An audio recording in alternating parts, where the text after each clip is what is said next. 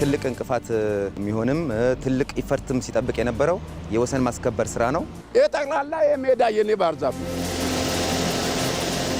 ከ300 የሚጣጉ ቤቶች ነበሩ።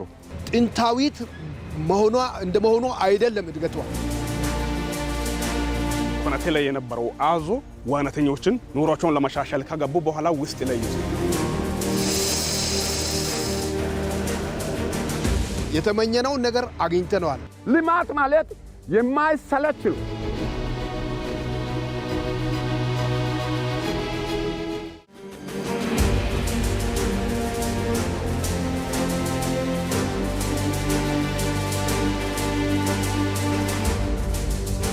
ይህ በኢትዮጵያ መንገዶች አስተዳደር ከ2 ዓመት በፊት የተጀመረው የሶዶ ወሊ መንገድ በሁለት ክፍል እየተገነባ ያለው የመንገድ ፕሮጀክት ነው። በአጠቃላይ 12 ኪሎ ሜትር የርዝመት ሽፋን ያለው መንገድ ነው። ከሌዊ ሆቴል እስከ ግብርና ኮሌጅ፣ ከ50 ንጉሶች እስከ ነባሩ የአረካ መንገድ የሚጓዝ ነው።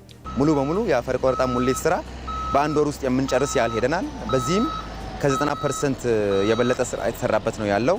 ይህም በመንገድ አንድ ክፍል ሙሉ በሙሉ 400 ሜትር ሲቀር ሌሎቹን ሙሉ ጨርሰን የአፈር ቆረጣ ሙሌት ስራ ጨርሰን ያጠናቅንበት አለ። የሳቤት ስራዎችን የመጀመር የድሬኔጅ ስራዎችን የመጀመር ዲቾቹን የማንጠፍ ስፔሻሊ ሮድ 1 የምንለው 7 ኪሎ ሜትር ሙሉ በሙሉ ሁለቱም ሳይድ በሎንጊቱዲናል ዲቾች የሚሸፈን በመሆኑ 7 ኪሎ ሜትር በቅርብ ጊዜ ሙሉ በሙሉ ዲቾቹን ለማጠናቀቅ አንዳንዶቹ ደግሞ በተለይም የመጀመሪያው 4 ኪሎ ሜትር ዲቾቹን አጠናቀን ሳቤት ስራዎችን የጀመርንበት አግባብ ነው ያለው።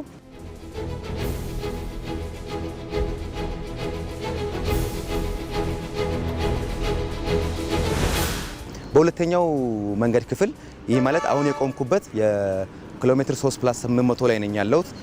ይሄ ማለት የሁለተኛው ኪሎ ሜትር ከ00 3.8 ኪሎ ሜትር ርቀን ነው ያለነው። በዚህ ክፍልም የአፈር ቆረጣና ሙሌት ስራ በብዛት ተሰርቷል። በዚህም ሳብግሬድ ሌቨል የደረሰ ሴክሽን ነው ያለን። አንዳንዶቹ ወደ 2 ኪሎ ሜትር የሚሆኑት ቦት ሳይድ የዲች ስራ የጨረስንበት ነው ያለው። ሌሎቹ ውሃ የሚያቋርጡ ድልድይ አይነት ቦክስ ካልቨርቶች ነበሩን። እነኚህ 2 ቦክስ ካልቨርቶችንም አጠናቀን መንገዱን የከፈትንበት ሁኔታ ነው ያለው።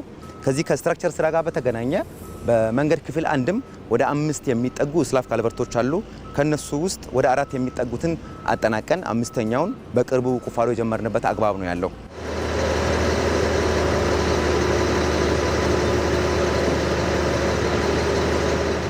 ይህ ፕሮጀክት 2.6 ቢሊዮን ያወጣል።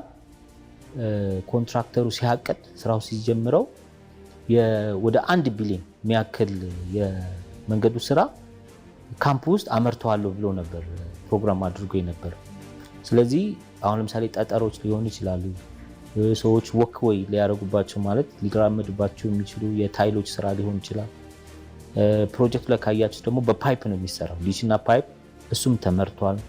የስትራክቸሮቹ በሙሉ ክዳን ግቢ ውስጥ ነው የተመረቱት እና በዚህ በፕሪ ፕሮዳክሽን ስታይል የተሰራበት ፕሮጀክት ነው። እንዲያውም አንዱ እንደ ተሞክሮ ሊወሰድ የሚችል ፕሮጀክት ነው። አስፋልት ስራውን ለመጀመር ቅድመ ዝግጅት ላይ ነው ያለነው።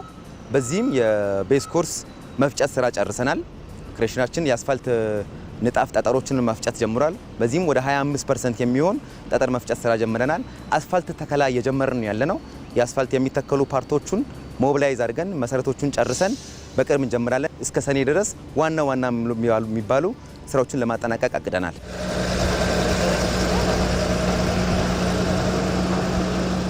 የክልሉ መቀመጫም ስለሆነ የዞኑ መቀመጫ ነው። ከተማው ራሱ በከተማ አስተዳደር በከንቲባ የሚተዳደር ነው። አሁን ካለው ነባራዊ ሁኔታ በተለይ ከኮሪደር ዩቲሊቲ ይግባልን እና የዲዛይን ማሻሻያ መምጣት አለበት እዚህ ፕሮጀክት ተብሎ በዚህ ሰዓት እሱ ለማጥናት አቁመናል። ፕሮጀክት በትንሽ ትንሽ ነው ስራ እየተሰራ ያለው። ይሄ ማለት የኮሪደር ኤሌመንቶችን አላካተተም ማለት አይደለም። መንገዱ 34 ሜትር ነው።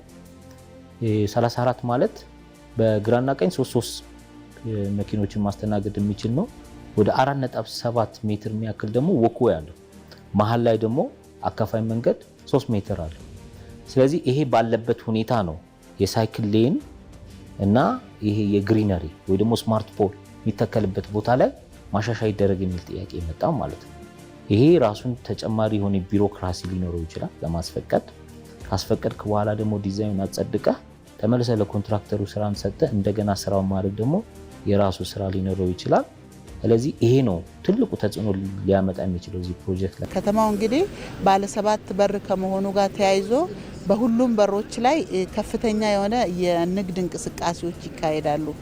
ስፋቱ በራሱ የመንገድ አካፋዩን ጨምሮ ወክወይ ጨምሮ የኮሪደር ኮንሴፕቱንም እንዲያካትት ንግግሮችን ማድረጋችን ከተማዋን ሙሉ በሙሉ በሚያስብል መልኩ አሁን ካለችበት ይለውጣታል ብለን ነው የምናስበው።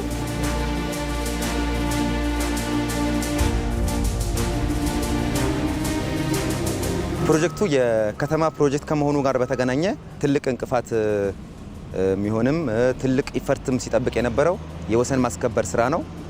ከተማ ሴክሽን ላይ ከማረፉም የተነሳ ሙሉ በሙሉ ቤቶች መኖራቸው፣ የዩቲሊቲ ላይኖች መኖራቸው፣ የውሃ መስመር፣ የመብራት መስመር፣ የቴሌ መስመር መኖራቸው ፕሮጀክቱ ላይ ትልቅ ኢፈርት የሚጠይቁ ነበሩ። በዚህም ከመነሻው ትንሽ መዘግየቶች ነበሩ። ጥንታዊት መሆኗ እንደመሆኑ አይደለም እድገቷ። ስለዚህ ይሄ መንገድ መሰረተ ልማት በፊት ትንሽ ቆመ ብለን ነበረ፣ ግን አሁን ያለው ፍጥነት እጅግ በጣም ደስ ብሎናል። በዚህ አይነቱ ካለቀ ለከተማችንም እድገት ታገኛለች ብለን እንገምታለን።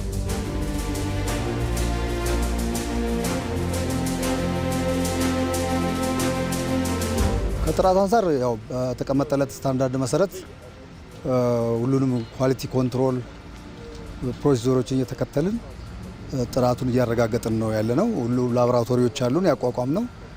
አንዳንድ ስራዎችን ወደ ውጭ ላቦራቶሪ እየሰራን ስለሆነም እንትን የምንለው የጥራት ችግር የለብንም። ክትትል የሚያደርግ ቲም አለ በየጊዜው ክቡር ፕሬዝዳንቱን በተገኙበት በየሳምንቱ ተግባሩ የሚገመገም ነው የሚሆነው። ከዛም ባሻገር ከኛ እንደ ከተማ አስተዳደር የሚጠበቁ ጉዳዮችን በተለይ ከራይት ኦፍ ኢሹዎች ጋር በፍጥነት ቶሎ ክሊር ከማድረግ ጋር ተያይዞ እየተናበብን እየሄድን ያለንበት ሁኔታዎች አሉ።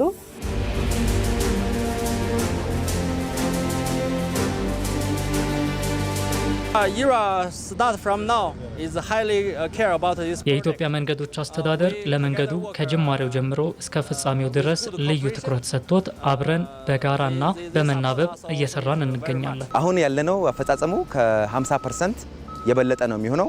ይሄም ደግሞ ቀጣይ በሚሰሩ ስራዎች እስከ 90 እስከ 95% እስከ ሰኔ ባለው ለመድረስ ነው እየሰራን ያለነው። የተመኘነውን ነገር አግኝተነዋል። ካገኘን በኋላ ደግሞ ጥንቃቄ ነገር ሁሉም ነው የኔ ነው ብሎ የሚይዝበት ሁኔታ ቢኖር በጣም ጥሩ ነው። ህዝቡ መጠበቅ መቻል አለበት እና ያንን እንዴት ባለ መልኩ መጠበቅ እንዳለበት ደግሞ በየጊዜው ውይይቶች ይደረጋሉ። የህዝብ መድረኮችንም በምናገኝበት ሰዓት ክትትል እንዲደረግ እንደዚሁም ደግሞ በየደረጃው ያለው አመራር አካላትም የሚታዩ ግድፈቶች በሚኖሩበት ሰዓት እንደዚሁ ውይይት እያደረገ የመጠበቁን ነገር እየሰራን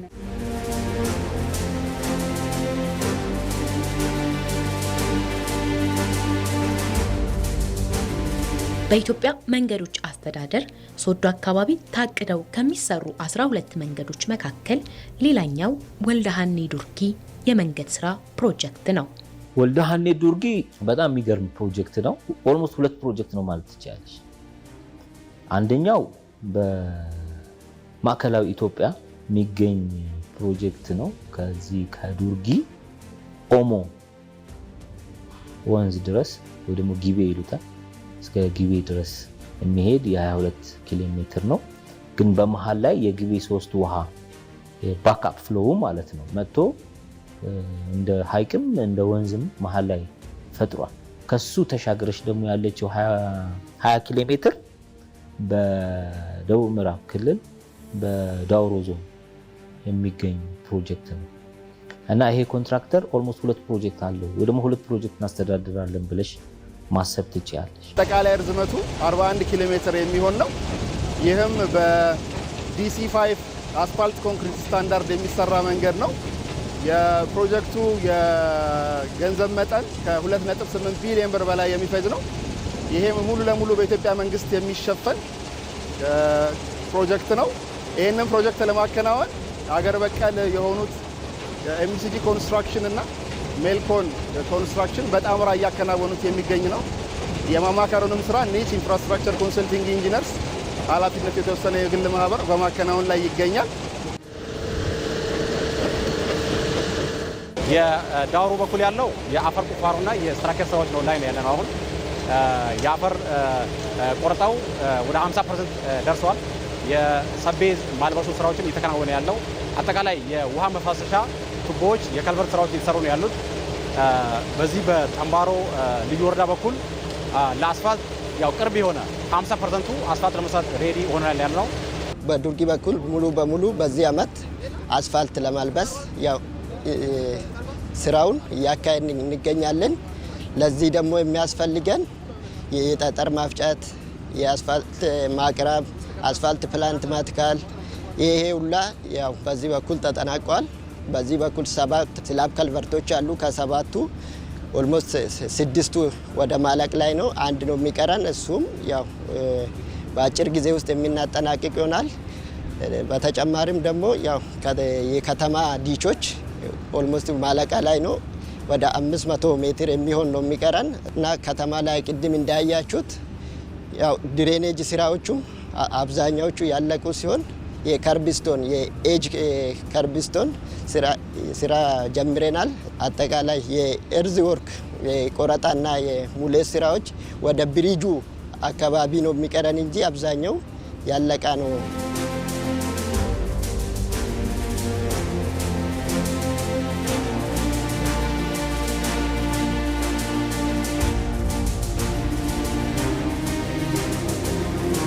ፕሮጀክቱ የተጀመረው በህዳር 2015 ነው። አሁን ላይ 2 ዓመት አካባቢ ያልፎታል። የአጠቃላይ የፕሮጀክቱ ጊዜ 3 ዓመት ተኩል። አሁን ፕሮጀክቱ 1 ዓመት አካባቢ የሚቀረው ሲሆን አሁን ላይ እዚህ የምንገኝበት ቦታ ደግሞ ለቤስ ኮርስ እና ለአስፓልት ስራ የሚሆኑት ግብአቶችን በበቂ ሁኔታ ኮንትራክተሩ እያመረተ ነው የሚገኘው። ስለዚህ የአስፓልት ስራ ለመጀመር በቂ የሆነ ዝግጅት፣ በርሜል ቢትመኑ ማስገባት፣ አስፓልት ፕላንቱን ሬዲ ማድረግ፣ ለሱ የሚሆኑት ደግሞ የጠጠር መፍጨት ስራውንም ማከናወን ስራ በበቂ ሁኔታ ተከናውኗል። ስራ ተቋራጩም በጥሩ ሁኔታ እየሰራና ያው እንደ ኢራም ደግሞ ለስራ ተቋራጩ እንቅፋት የሚሆኑ ነገሮች ማለት ከራይቶ ወይም ጋር ተገናኝቶ ሌሎች የአክሰስ መስጠት ጋር ተገናኝቶ ከአካባቢ ስቴክሆልደር ጋር በቅንጅት እየሰራን ለስራ ተቋራጩ ሙሉ በሙሉ ያሰረከም ነው። ከኮንትራክተሩ ጋር በቅርበት እንሰራለን። ስራዎችን በስትሪም ኮሚቴ ሁሌ እንገመግማለን። ያሉ ችግሮች ካሉ ቀረብ ብለን እንፈታለን። ከዚህ ማነሻ አንደኛው ማሳያ የሆነው ራይት ኦፍ ዌይ ችግሮች ነበሩ። ከዚህ ቀደም መንገዱ እንደጀመረ ብዙ እዚህ በመንገድ ዳር ላይ የተሰሩ ህጋዊም ህገወጥ ቤቶችም ነበሩ። እስከ 300 የሚጣጉ ቤቶች ነበሩ። ይህን ቤት ህገወጥ የሆኑ ቤቶች በህገወጥ መንገድ መንገዱን ካሳን ምክንያት በማድረግ የተሰሩ ቤቶችን ህዝባችን በማሳመን በማስተማር ነፃ ህዝቡ እንዲያነሳ የማድረግ ስራ ሰርተናል። ሁለተኛ ህጋዊ የሆኑ ቤቶች ደግሞ እንዲገመቱ እና የካሳ ግምት አካል እንዲሆኑ የማድረግ ስራ ሰርተናል። ይህ ጠቅላላ የሜዳ የኔ ባህር ዛፍ ነው። ጠቅላላ የኔ ባህር ዛፍ ነው። ማንም ይመስክራል። በቃ ይህንን ሁሉ ያጠፋው ስላየው ነው። ስላየው ልማት ፈልጌ ነው። የኔ ቢስ እኔ ልጅም እንዲቸገር አልፈልግ በማለት ሙሉ እንትን ልማት ፍላጎት ስላለኝ ነው።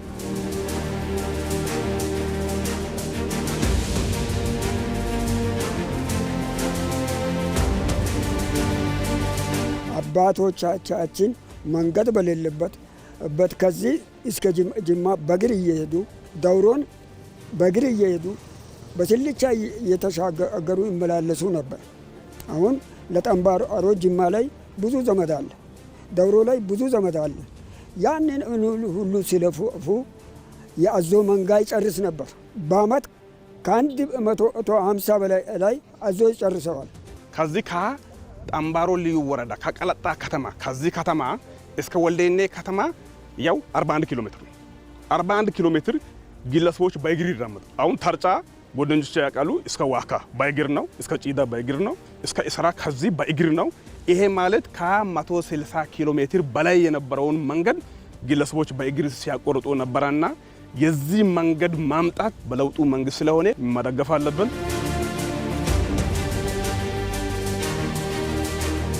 የወልደ ሀኒ ዱርጊ የመንገድ ስራ ወደ ጨበራ ጩርጩራ ብሔራዊ ፓርክና ወደ ሀላላ ኬላ መዳረሻዎች የሚያደርስ አንዱ የአማራጭ መንገድ ነው። ወደ ግልገል ጊቤ 3 ኃይል ማመንጫ ግድብና በኦሞ ወንዝ ለሚገኙ የተለያዩ የተፈጥሮ ትሩፋቶች በር የሆነ መስመር ነው። ይሄ ኦሞ ወንዝ ጎጆብና ጊቤ የተገናኙበት ታሪካዊ ወንዝ ያለበት ነው። ይሄን ወንዝን አቋርጦ ነው ይሄ መንገድ የሚያልፈውና ወንዙ ላይ ኦሞ ወንዙ ላይ የተፈጠረ በዚህ በግልገል ጊቤ ቁጥር 3 ግድብ በመገደቡ ምክንያት ውሃው በመተኛቱ ትልልቅ አሳዎች ተፈጥሯሉ። ይሄ ደግሞ ያው ትልቅ ሀብት ሆኖ እያገለገለ ያለበት ነው። የተለያዩ ከ12 ዝርያ በላይ ያሉ አሳዎች ያሉባት ወንዝ ነው። ይሄ ውሃ ጠቅላላ ልማት ነው፣ እህል ነው፣ ንብረት ነው። መሀል ቦታውን ማወቅ አለባቸው። ይሄንን መሀል በኢትዮጵያ ምርጥ ቦታ ነች፣ ተፈላጊ ቦታ ነች። ለመንግስትም ጥሩ ነገር የሚሰራበት ነው። አሁን ያለንባት ቀለጣ ከተማ ጸጋዋ በጣም ትልልቅ ጸጋዎች አሏት። የዚህ ሀብት ተጠቃሚ ናት። እነዚህ ትልልቅ ገበያዎች የሚቆሙባት ከተማ ናት።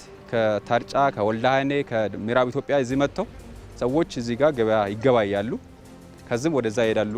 ስለዚህ በዛ ላይ ያው ቀጣይ ላይ ከተማዋ ለእድገቷ በጣም ትልቅ አቅም የፈጠራት መንገድ ነው ማለት ነው።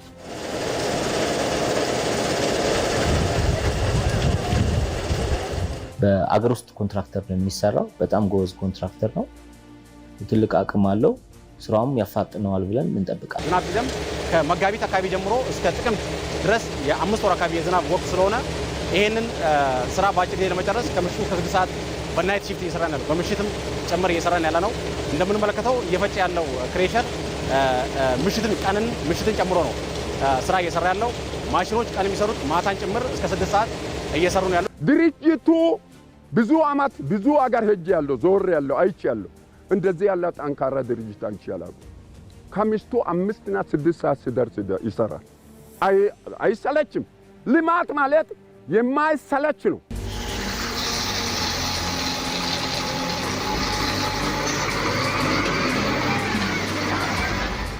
ስራ አጦች ሞልተዋል። ለመንግስት ቦታ ጠፍቶ ነገ ዛሬ እያለ የወረዳው መንግስት ይቸገራል፣ የክልሉ ይቸገራል። ያንን ስራ ሰብስበው በስራ አገቡ። ሴት ልጆች እንዳንቺ ያሉት ስራ አጥተው ወደ ሌላ ላይ የሚሻገሩትን ሰብስበው ስራ አስይዘዋል፣ እያሰሩ ናቸው። ወልዳሃኔ ዱርጊ መንገድ ስራ ፕሮጀክት እንደ ፕሮጀክት መንገዱ ካለቀ በኋላ ከሚሰጠው ጠቀሜታ በተጨማሪ አሁንም መንገዱ እየተሰራ ባለው ሁኔታ አካባቢ ላይ ላሉ ወጣቶች ወይ ደግሞ ስራ አጥ ወጣቶች ከ400 እስከ 500 የሚሆን ወጣት ስራ ላይ ተሰማርቶ ነው ስራ እየሰራ ያለው። ከቀን ሰራተኛ እስከ ባለሙያ፣ ግንበኛ፣ አናጺ የምንላቸው ሌሎችም ቋሚ ሰራተኛ ይሆናሉ። እዚህ በ2 ዓመት ተኩል ጊዜ ውስጥ እዚሁ ስራ ተቀጥረው ወደ ሌላ ሙያቸውን አሳድገው ስራ እየሰሩ ያሉ ልጆች አሉ።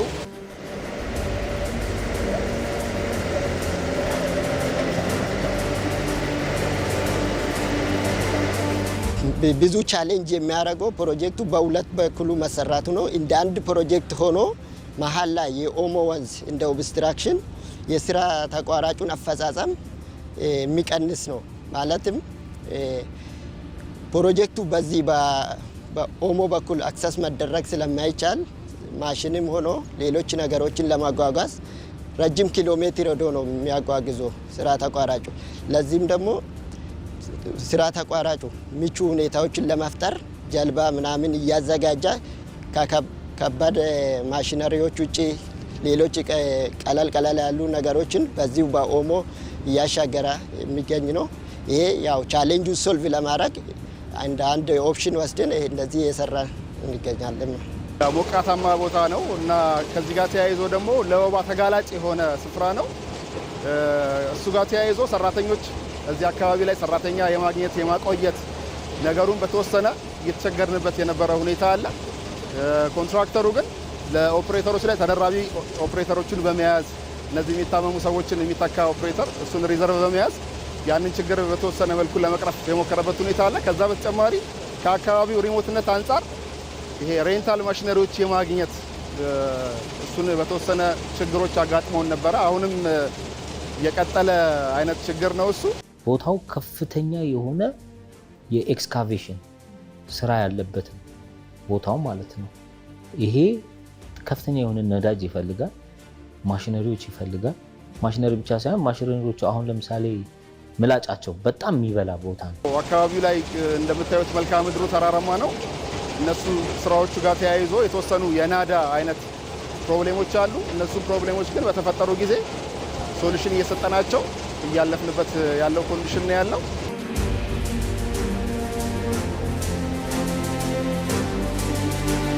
እንደ ኢራ ያው ይህንን ፕሮጀክት ማለት በታቀደለት ጊዜ ለማሳካት በስራ ተቋራጭ ጎንም ሆነን ከአማካሪ መሀንዲሱ ጋር ያው እየተመካከርን አድቫይዝ በማድረግ ፔመንቶቹንም በጊዜ በማክፈል እና ያው ሌላ አዲሽናል ሰፖርቶቹንም ስራ ተቋራጩ በጊዜ አስፈላጊ ማሽነሪዎችን እንዲያስገባ ክትትልና ቁጥጥር በማድረግ እንገኛለን። ሌላ ያው በየ6 ወር ኢንተርቫል ኢንተርናል ኳሊቲ ኦዲት እናደርጋለን። በታሰበለት ኳሊቲ እንዲሰራ የሁሉም ርብርብ እያደረግን በዛ ልክ ፎሎ አፕ እናደርጋለን ማለት ነው። መንገዱ የኔ ነው የሚል ስሜት አለው ህዝቡ። በጣም ደስተኛ ነው በመንገዱ። መንገዱ በመከፈቱ በጣም ደስተኛ ነው። መንገዱን ለመጠበቅ ያለው ቁርጠኝነትን በጣም ያሳየበት ነው።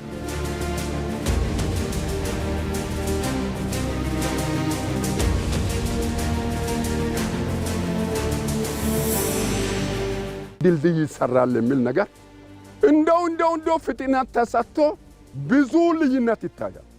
በዚች ሀገር ብዙ ልዩነት እግዚአብሔር ከኖረን እናያለን። እግዚአብሔር ፈቃድ ሆኖ የሄዳ ካሄዳም ለልጆቻችን ብዙ በረከት ይመጣል ብለን እናምናለን። ድልድዩ ዲዛይኑ አልቋል።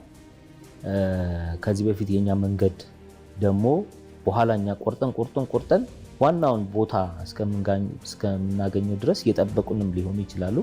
300 ሜትር ነው ባይዘው። ይሄ ማለት የአባይን ድልድይ ያክል ማለት ነው። 300 ሜትር ድልድይ ቀላል አይደለም። ወጪው፣ ዲዛይኑም ስራውም ጊዜ ይፈልጋል።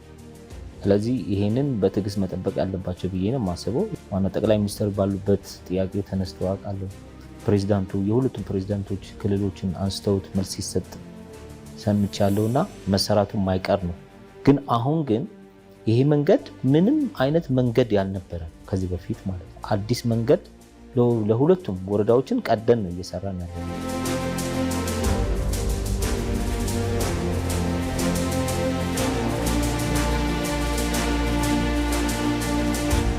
በኢትዮጵያ መንገዶች አስተዳደር የተሻሉ መንገዶች ለተሻለች ኢትዮጵያዊ ብልጽግና በሚል መሪ ቃል በመላው ሀገሪቱ ከ30,000 ኪሎ ሜትር በላይ መንገድን እየጠገነ እየተንከባከበና እየገነባ ለማህበረሰቡ ኢኮኖሚያዊና ማህበራዊ ፋይዳ ከፍተኛ ሚና እየተጫወተ ይገኛል። መንገድ ሀብት አስተዳደር ምክትል ዋና ዳይሬክተር ስር 11 ዲስትሪክቶች በመላ ሀገሪቱ መንገዶችን የሚገነቡ የሚጠግኑ ዲስትሪክቶች ተቋቁሟል። ከነዚህ ውስጥ አንዱ የሶዶ ዲስትሪክት ይገኝበታል። ሶዶ ዲስትሪክት እንግዲህ የመደበኛ መንገድ ጥገና፣ የወቅታዊ መንገድ ጥገና፣ የከባድ መንገድ ጥገና ወይም ሪሃቢሊቴሽን የምንለው እንደዚሁም ደግሞ የአስቸኳይ ስራዎች ሲኖሩ እንግዲህ አጠቃላይ ከሚያስተዳድራቸው 3148 ኪሎ ሜትር ውስጥ በእነዚህ አጠቃላይ መንገዶች ገብቶ ስራዎቹን ይሰራል። እነዚህ 3148 ኪሎ ሜትር መንገዶች የሚገኙት እንግዲህ በ5 ክልሎች ይገኛሉ። በአብዛኛው በደቡብ ኢትዮጵያ ክልል፣ ቀጥሎ በኦሮሚያ እንደዚሁም ማዕከላዊ ኢትዮጵያ፣ ደቡብ ምዕራብ ኢትዮጵያና ከፊል ሶማሌ ክልሎችን በሙሉ ያካልላል።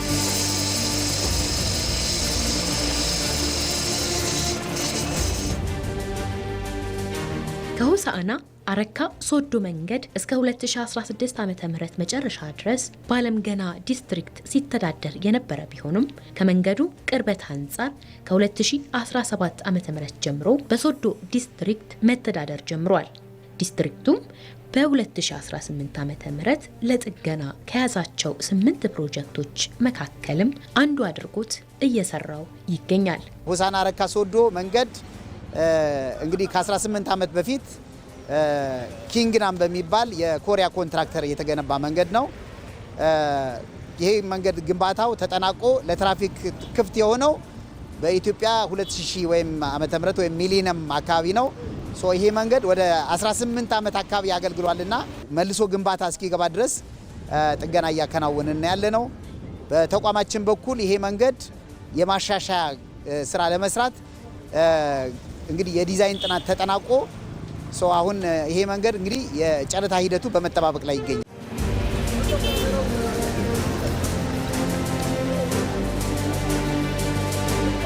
ወደ 1750 ኪሎ ሜትር አካባቢ ደግሞ የመደበኛ ጥገና በአራት ፕሮጀክቶች ተከፋፍሎ ይሄንን እያከናወንን እንገኛለን። ሆሳና አረካ ሶዶ አጠቃላይ 93 ኪሎ ሜትር ነው።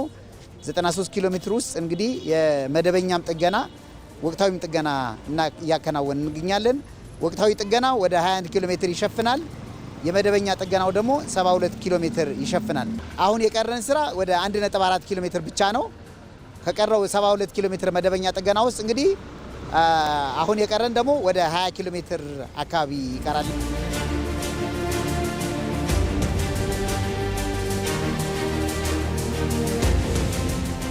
ትላልቅ የሀገሪቱ ኢኮኖሚ በይበልጥ የሚሳለጥበት ይህ መንገድ ሲገነባ ከአዲስ አበባ ሆሳዕና፣ ከሆሳዕና አረካ ሶዶ በሚል በሁለት ሎት ተከፍሎ ነበር። በወቅቱ ዋና መንገድ ባለመሆኑና በአስፋልት ኮንክሪት ባለመገንባቱ ዛሬ ላይ ለከፍተኛ የትራፊክ መጨናነቅና ብልሽት ተዳርጓል። መንገዶች እንግዲህ በይበልጥ ሲጎዱ ምንድነው የምናደርገው? የወቅታዊ ጥገናና በወቅታዊ ጥገና ደግሞ የማይመለሱ በጣም የተጎዱ መንገዶች ደግሞ ወደ ሪሃቢሊቴሽን እንወስዳቸዋለን። አሁን ያንኑ ነው እያከናወንን ያለ ነው። ትራንክ ሮዶቻችን በአብዛኛው አስፋልት ኮንክሪት ነው የምንገነባው። እነዚህም እንግዲህ 20 ዓመትና ከዚያ በላይ ማገልገል አለባቸው ነው የምንለው። ዲቢኤስሲ መንገዶቻችን ደግሞ እንግዲህ እንደየእንትናቸው ከ12 እስከ 15 ወይም ከ15 ዓመት በላይ ማገልገል አለባቸው የሚል ነው ዲዛይናችን ስንሰራ። እነዚህ መንገዶች መቼ ነው ወደ ጥገና የሚገቡት የምንለው? ግንባታቸው ተጠናቆ ለትራፊክ ክፍት ከሆነበት ጊዜ ጀምሮ ጥገና ይደረጋል በመንገዶች ባለስልጣን በኩል ወይም መደበኛ ጥገና የምንለው አለ። መደበኛ ጥገና ማለት መንገዶቹን መንከባከብ ወይም መጠገን ከተረከብንበት ጊዜ ጀምሮ ማለት ነው። እንግዲህ እነዚህ መንገዶች ደግሞ በሂደት ያው ሰርቪስ እየሰጡ ሲሄዱ መጎዳታቸው ስለማይቀር እንግዲህ በየ8 ዓመቱ አትሊስት በየ8 ዓመቱ የኦቨርሌይ ስራ ወይም የሪሃቢሊቴሽን ስራዎች ጭምር እናከናውናለን።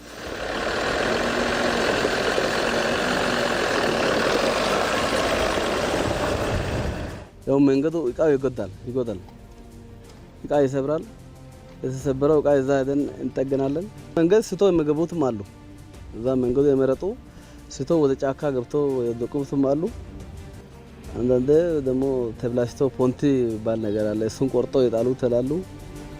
በአጋጣሚ ሰው ህይወት አልጎዳም እንጂ መኪናው በአጋጣሚ በጣም ተጎድቶ ነበር። አሁን በጣም ጥሩ ነው። ከሆሳዕና አረካ ሶዶ አደጋ ቀንሰናል። የጊዜ ብዙ ጊዜ ይወስድ የነበረው ቀንሰናል።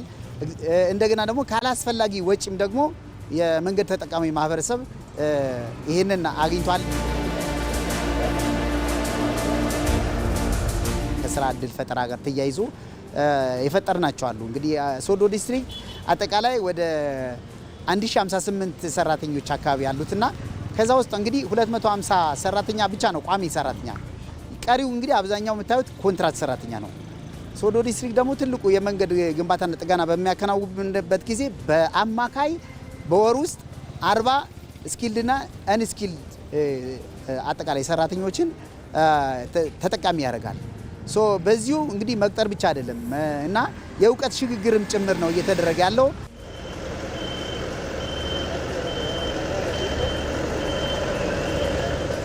መንገዱ በሁሉም ቦታ ከዚህ ወደ ላይ ያለው ዶጋና የትም ቦታውን ተስተካክሎ በጣም ጥሩ የሆነ ነው።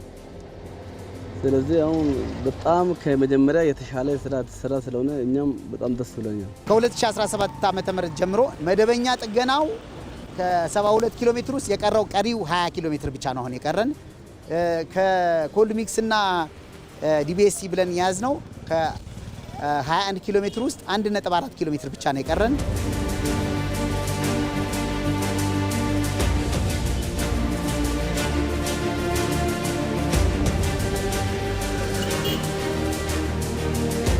የአካባቢው ማህበረሰብ በተሰሩት የመንገድ ዳር የውሃ ማፋሰሻ ቦዮች ላይ በሚያስወግዳቸው አላስፈላጊ ቁሶች የተነሳ አስፓልቱ እድሜው እንዲያጥር ምክንያት እየሆነ ይገኛል።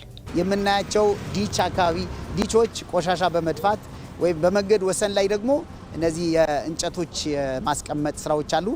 ወደፊት ምናልባት መንገዶቹን በመጠበቅ ደረጃ እነዚህ ህብረተሰቡ ይሄንን ትብብር ቢያደርግ መንገድ የመንገዶች ባለስልጣን አይደለም፣ መንገድ ተጠቃሚው ነውና የህብረተሰቡ ነውና ሁሉም ሰው እንግዲህ የራሱን አስተዋጽኦ ማድረግ አለበት።